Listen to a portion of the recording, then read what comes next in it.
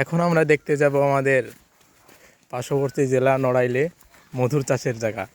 এই ভাইটি আমাদের নিয়ে যাচ্ছে, আমরা তার পিছ পিছ যেতে থাকি।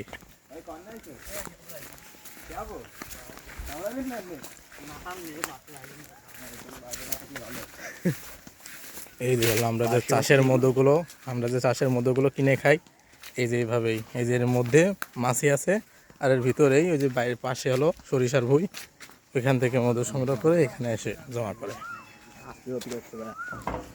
আর এইটা হলো তাদের মেশিন, এটা দিয়ে হলো মধু ভাঙাই, এইটাতে এই যে এটা ঘোরাই আর মধু ভাঙে।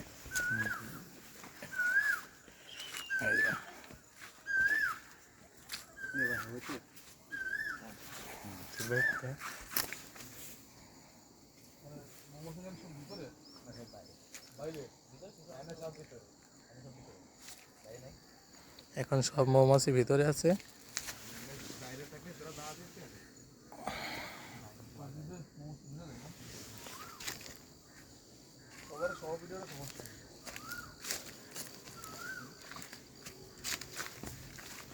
মনে হচ্ছে স্নাইপার নিয়ে নিয়ে বলাই দিয়েছে সব।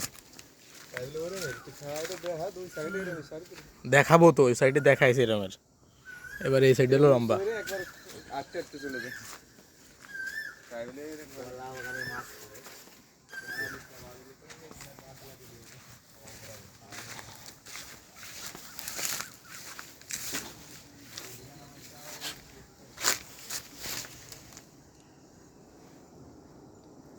এখানে মধুর মাছি একটা দেখা যাচ্ছে, বাইরে বের হয়েছে, এখান থেকে শব্দ শোনা যাচ্ছে।